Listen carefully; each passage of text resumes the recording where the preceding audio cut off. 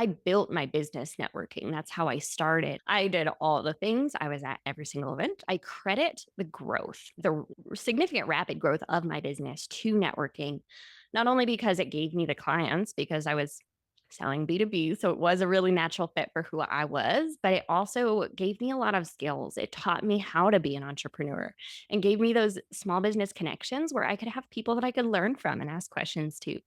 So I'm so grateful for what networking has been able to give me. But it definitely has changed as I've gotten busier, as I now have an entire company with employees to lead.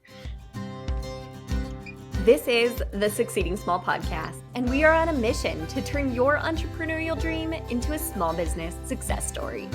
We give you the strategies and insights from business owners and topic experts who are invested in your success. Leadership, operations, finance, marketing, growth. These are all topics we need to know as service-based businesses as we scale to the next level. Consider this your masterclass for small business success. Get ready for tactical business strategy and authentic conversations about scaling and entrepreneurship. We tackle it all to help you achieve your business's full potential. Ready to be challenged and inspired? Let's succeed small. Melissa, I am so excited to have you on the Succeeding Small podcast. I have known you for so long, and it is such an honor to be able to learn from you. Melissa has been able to build several successful businesses and has been dubbed the queen of networking, if I may say so myself. She's been able to really identify this business growth strategy through the power of networking and not in the traditional handout business cards sleazy elevator pitches type of way. Melissa, I love your philosophy about heart led networking and really connecting as the authentic person that you are. So I'm so excited to bring you on today to talk about networking as a CEO, as a successful 6 and 7 figure CEO, what that networking strategy looks like now that we have scaled out of that starting entrepreneur stage and into running a successful company. So, thank you so much for coming here. I'm so excited to talk about this. Yes, thank you so much for having me. I'm excited to talk to you too. Yes. So, please, if you wouldn't mind, just telling us a little bit more about your story and how you found this core connection of networking. I'd love to hear it. Yeah. So, as you said, my name's Melissa Snow. I have been an entrepreneur for about 7 or 8 years. I got into entrepreneurship accidentally. I was working full time as a personal injury paralegal, and then I was doing some work on the side, doing medical record summaries for a company that provided medical record summaries to attorneys. And when that guy decided that he didn't want to continue on with that portion of his business anymore, he said, "Hey, do you want my clients?" I said, "Sure." Overnight, I was an entrepreneur with a full client load. And I was like, being an entrepreneur is so fun. Why doesn't anybody talk about how easy and fun this is? So that was great. I actually still own that business. And I, in 2017, launched my first coaching business. So I was a dating and relationship coach for several years. And that was a very different experience of entrepreneurship because I did not start with a full client load. And there were all of these things that I didn't realize went into building a business. I really remember getting my certification and being like, okay, I'm a life coach. Who's ready for some coaching? Nobody raised their hand. That was very weird because we get into entrepreneurship because we want to do our thing, right? We want to build websites, we want to do branding, we want to do coaching. We don't usually get into entrepreneurship because we want to do sales and marketing and social media and video and all of the things. And I learned a lot in that experience and was able to eventually build that business into a successful one. And a couple years ago, early 2022, I transitioned into the space of business strategy and really helping women focus on growing their business through genuine relationships and authentic connections, AKA networking like a human and not like a salesy weirdo. What I realized in my businesses prior to this is that I had done all of the courses. I had read the books. I had paid for the expensive coaches. I had done the courses. But the one thing that had consistently brought me clients was those connections that I made. It was referrals from current or former clients. It was people that I met at networking events or even people that I networked with at non networking events. And so I really wanted to help women in particular get back to the core of showing up in their business as their authentic self and creating these real relationships, but doing it intentionally in a way that was going to help their business grow. So I started my company, Powerful Women Rising, a couple of years ago, and it's been great. I do a lot of speaking and teaching and training about how to network effectively. I also run a virtual speed networking event once a month, and then I have an online community for female entrepreneurs as well. Awesome. Yes. Thank you so much for sharing. I love hearing entrepreneur stories. It's just so fun to be able to see where people start and see all of those different moments that led you to where you are today. It's truly just a culmination of what got you here has made you who you are in this moment. Absolutely. So I love Yes. that. I'm so excited to talk about networking. We were just talking a little bit before we started recording about how networking really changes as you scale. You should never have to guess when it comes to your customers. Our buyer persona guide is here to help you get clear on your dream clients' wants and needs and keep all that important info in one spot. It's like having a cheat sheet for your marketing. No more random guesses, just real insights that make your day to day a whole lot smoother. Check it out at succeedingsmall.co/buyer persona and let us know what you think. I built my business networking. That's how I started. I did all the things. I was at every single event. I credit the growth, the significant rapid growth of my business to networking, not only because it gave me the clients, because I was selling B2B. So it was a really natural fit for who I was, but it also gave me a lot of skills. It taught me how to be an entrepreneur and gave me those small business connections where I could have people that I could learn from and ask questions to. So I'm so grateful for what networking has been able to give me, but it definitely has changed as I've gotten busier, as I now have an entire company with employees to lead. And so my time gets very divided, especially when it comes down to networking. And I do it very infrequently now, but try to do it very strategically. So I would love to be able to dive into what your ideas are for that strategic networking, what that type of networking looks like, and how to do it strategically. Yeah, absolutely. So I think one of the things that I see a lot is that when women move into that 6 or 7 figure space, when they become a CEO with employees and take that identity shift in their business, they think that they don't need to be networking anymore. And that's not necessarily true. Networking is not something that is just for the people who are building a business. It's actually really important throughout your entire entrepreneurial journey. It's just maybe the spaces that you're networking in, the amount of time that you're spending networking, what you're looking for when you're doing it, what kind of connections you're building, and how much time you're putting into those connections changes. So I remember when you and I met in 2019, I had just moved to Colorado Springs. This was the first time I was doing entrepreneurial work like full time. I didn't get another full time job when we moved here.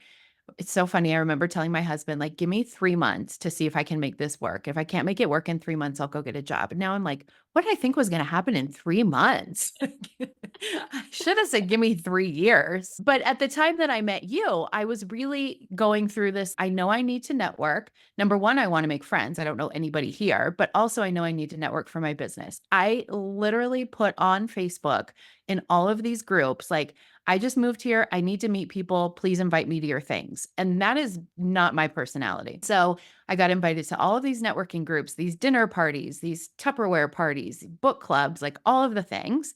And so when I met you in a networking group, that was one of 1,000 that I was going to. And I love that for me at that time in my life because it's like Dr. Phil always tells people if they don't have a job, your full-time job is looking for a full-time job, right? So if you aren't working on your business, if you don't have like clients to show up for, or things to create, or websites to build, your job is to go out and meet people so that they know that you exist and you're available to build them websites. After some time, when you've built your business and things are running smoothly, a lot of times in your position and people who are in similar positions to you, you're able to take a step out of the business a little bit because you've got other people running certain portions of it. And it doesn't need to be your full time job anymore. So that's number one. Number two, is you still want to be out there meeting people, because what happens is we have three different categories in our business, right? We're attracting new people, we're nurturing the leads that we've attracted, and then we've converted them to clients. And a lot of times what happens is we get really focused on one of those areas and we quit paying attention to the other ones. And I see this a lot, especially when someone first reaches six figures. They're like, I got it, nailed it. Like now I can just coast. And so they're not out there meeting people. And so that first bucket of attracting new people into your pipeline dries up after a little while, right? But like you said, you don't have the same time that you had before. So you want to be more intentional about the spaces that you're networking in and making sure that the people that you're spending your time with are the ones that it is most beneficial for you to spend your time with. So for some people, if you are just a general website designer, right? You will design websites for everyone, then maybe it does make sense for you to be in like a BNI or a mixed co-ed, every type of industry group. If you're someone who does something more specific, let's say you specifically build websites for people in the construction industry, it's going to make a lot more sense for you to spend 3 days at Construction Con. I don't know if that's a thing, but it should be. It should be. At Construction Con, meeting people, right? Even though that's 3 days of the year and it's not like an ongoing thing, that makes a lot more sense for you because that's a huge concentration of the people that you want to connect with. So, looking at where are the people that it's going to benefit me most to connect with, spending their time, and that's where it makes the most sense for you to spend your time. Also, I think it's important to note that everyone says this. Everyone's conception of networking is that the purpose of it is to find clients. The purpose is not to find clients. The purpose is to build your network. And so a lot of times when you've gotten to this 6, 7 figure place, you've got a really solid network in place. You have built your network. You have a lot of the things that you need. So being able to look at what is my network missing and going out to find that specific person. Maybe you're really trying to build up your social media, but you don't really have a lot of people in your network who are big on social media and engaging with your posts and stuff. So maybe it makes sense for you to find even like an online space where the networking is focused on social media and liking each other's stuff and commenting and sharing because that's what's missing for you right now. So being really intentional about like where are the gaps in my network and how can I fill those? And also, who are the best power partners for me? Who do most of my referrals come from? I think for most of us, it's former clients, but it's also if you are somebody who is a financial planner for women who have just gotten divorced, right? It makes sense that you want your power partners to be divorce coaches or counselors or attorneys, right? So, where are those people? How do you find those people in advance? I always recommend if you're going to a networking event or a group or something like that, see if you can get a list of the people who are attending ahead of time because you can vet those people and you already know when you walk in, these are the people that I want to connect with. And you can absolutely maximize your time that way. Being really intentional about where you're spending your time and how you're spending your time, I think is a huge one. I love what you said about the gaps, filling the gaps in your business. What can your network be able to satiate?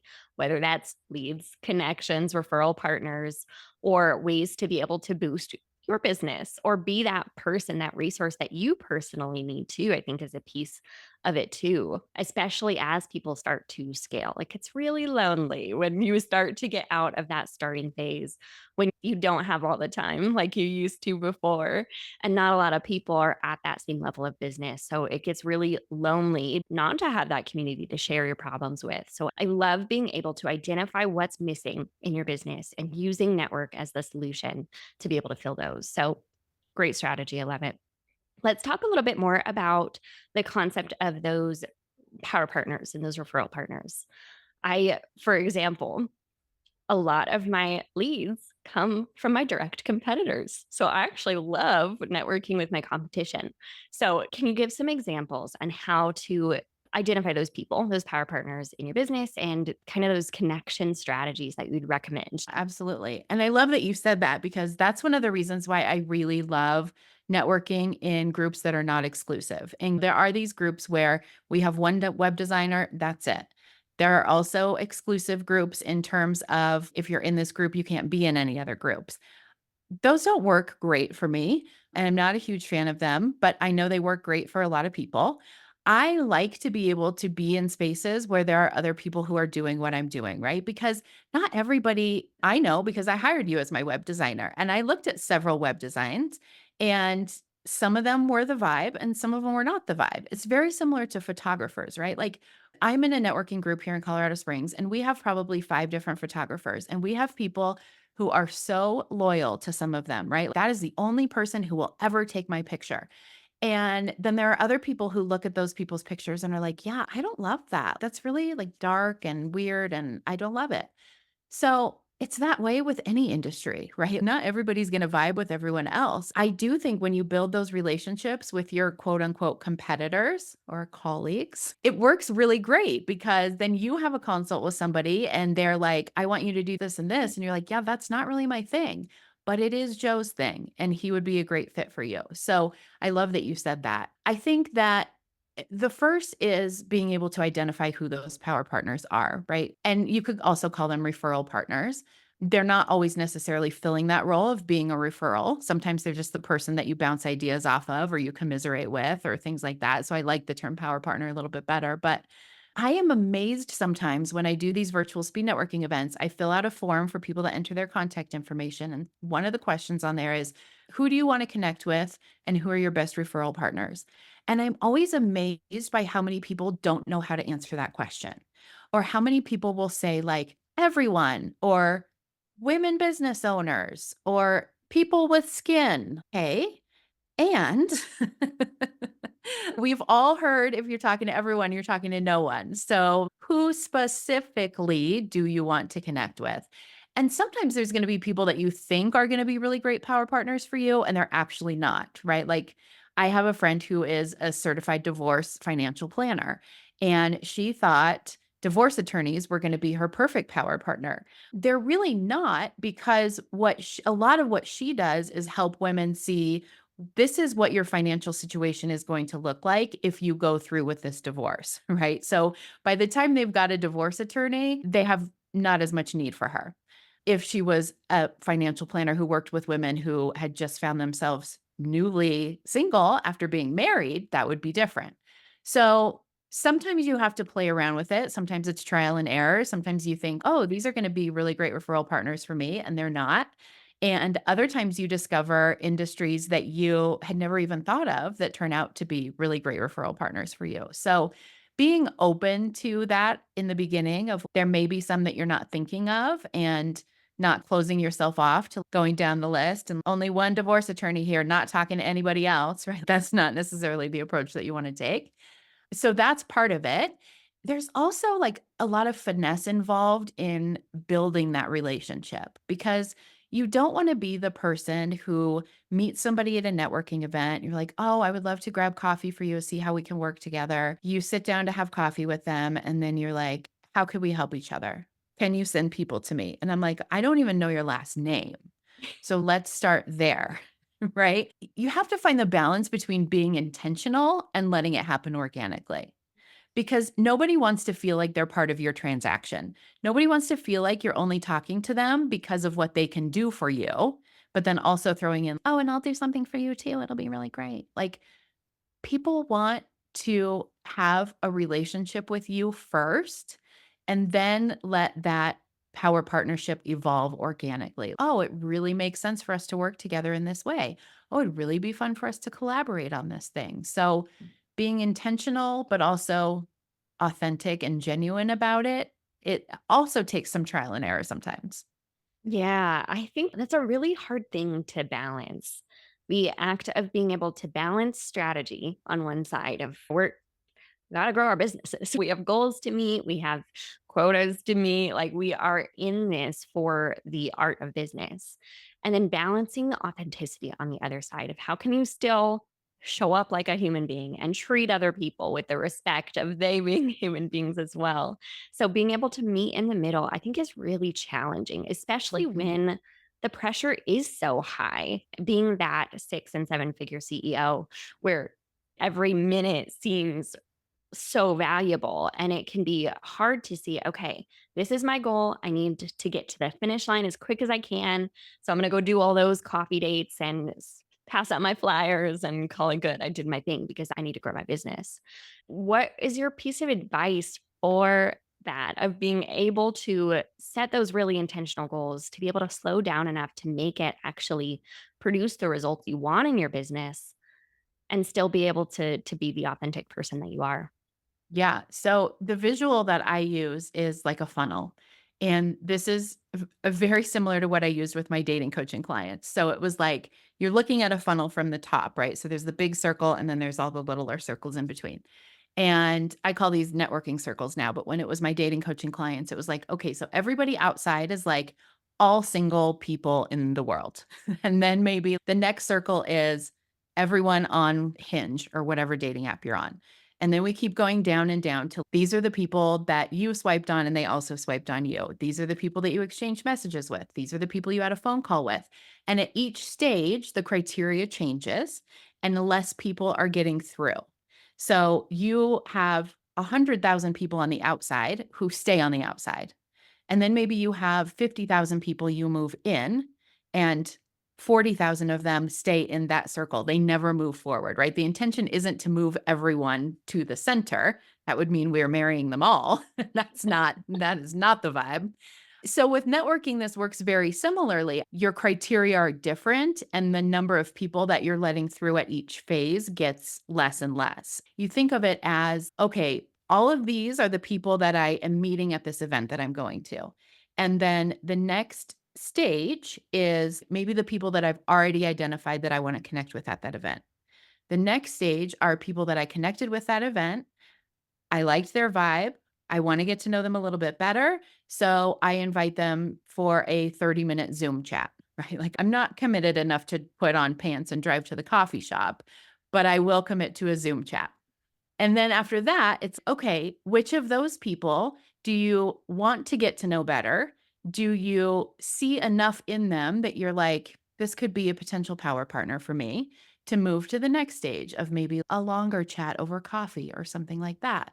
The important thing I think to keep in mind for everybody is you can tell people no when they want to move to the next stage and you're not into it. So you may meet somebody at a networking event that is like, "Oh my gosh, we'd be great power partners. I would love to connect with you and see what we can do for each other." And you're like, "I already am not into whatever this is." Right? It's okay to say to them, "Thank you so much. I really appreciate that. I don't have the capacity for it right now, but I have your info and I will definitely reach out if that changes." That's a very kind, honest way to say, no, thank you. Don't call me. I'll call you. You don't want to do it in a different way. Like sometimes people will be like, oh, I'm really busy this month. And they're like, great, I'll call you next month. And you just keep getting into that cycle. But knowing ahead of time what those circles are and what criteria you're looking for. And sometimes the criteria, most of the times, the criteria is something very human. It is when I'm having an authentic conversation with this person, am I enjoying their company? Do I think I might actually, like, wanna have this person over for dinner with my family one night? You don't have to actually do it, but that's the gauge of, like, how much time do I want to actually spend with this person? Does it seem like this person has an audience similar to mine? Does it seem like they have values similar to mine? That's a huge one, and that's why I recommend having many stages before you get to the middle where someone actually is your power partner, because sometimes it takes a while to realize. Same with dating. It's why you seemed really great at the beginning.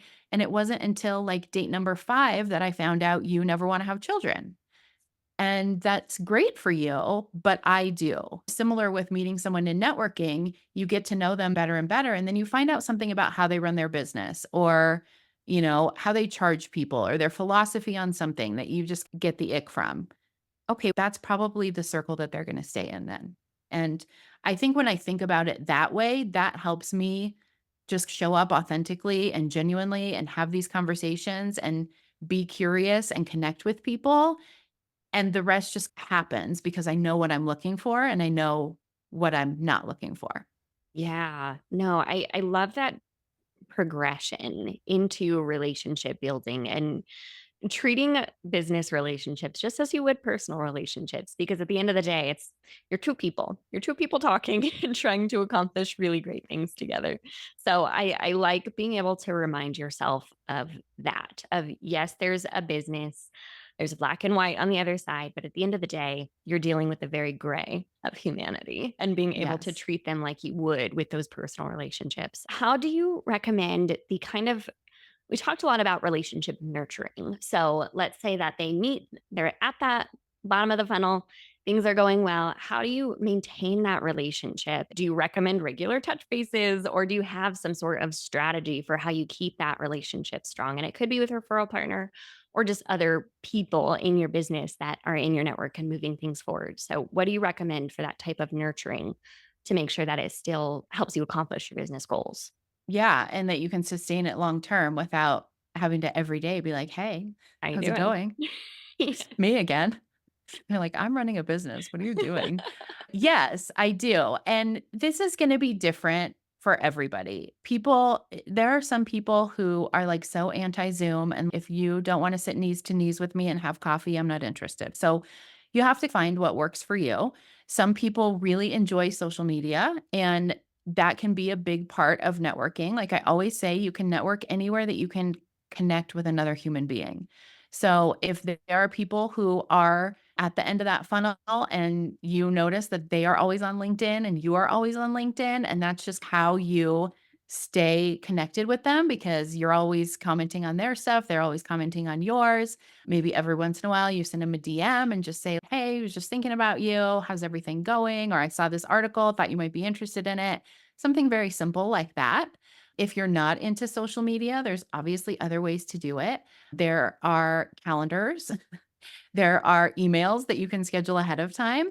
So if you're somebody who likes a to-do list, maybe every time you connect with that person, you just go a month in advance and write yourself a little note, "Need to connect with this person again." I'm a big fan of scheduling emails because I have the shortest memory on earth. So like you and I will have a conversation and you'll be like, "Oh, it's so fun. My daughter's birthday is in 2 weeks and we're doing this and this." I'm like, "Oh, that's awesome." As soon as we get off that call, I'm scheduling an email to you that goes out 4 weeks from now that's, "Hey, was just thinking about your daughter's birthday. How did it go at such and such thing?" And that's not disingenuous for me that I'm scheduling it now, a month from now, because I actually do want to know. I just know I'm not going to remember. And so I'm just going to do that right now. So I like doing things like that. I know there are some people who really like those automated like greeting card things that send out cards on people's half birthday and things like that. Those have always felt a bit impersonal to me. So I'm not a huge fan of those. But again, you have to find what works for you. Some people like to write a little greeting card and mail that out if that's what you want to do. And you want to just dedicate every Sunday night 2 hours to sitting down and writing your little greeting cards while you watch your Hallmark movie, then that's gonna work for you. So, I think it's not necessary to stay in contact with these people constantly, right? They don't necessarily want you to, and you don't have the time.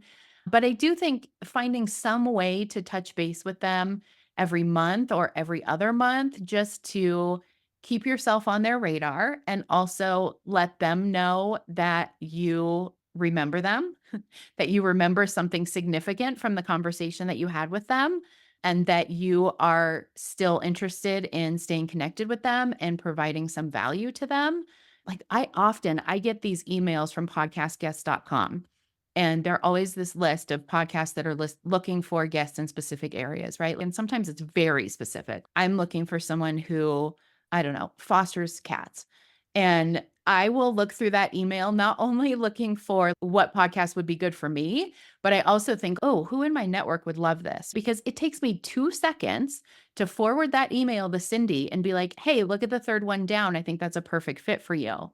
And now Cindy is thinking about me, even though she hasn't for months.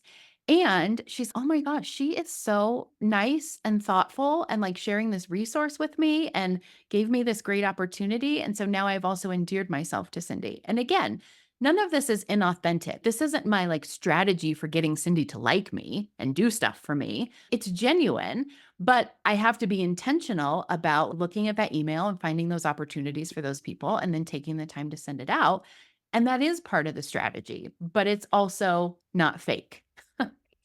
Ooh, I love that tip. I'm so excited about that, of being able to share resources. I think that's such a powerful way of staying top of mind and giving somebody something of value. And you're right, that shows that you know who this person is, what they care about, what would be of interest to them, and you are providing them with that connection. So I think that goes really far in the game of relationship building and being able to truly connect and give someone something of value. You just listened to another episode of the Succeeding Small podcast. I hope you had a pen to jot down all the actionable strategies we just shared. If not, no worries. We have every episode on our website, including transcripts, YouTube recordings, and plenty of small business resources. So visit the show notes and check out the incredible archive of content created for you and your scaling small business. We are truly invested in your success, and we'd love to hear from you. Connect with us on social to request topics you want to hear, or leave us a review wherever you listen. You're one step closer to being that small business success story.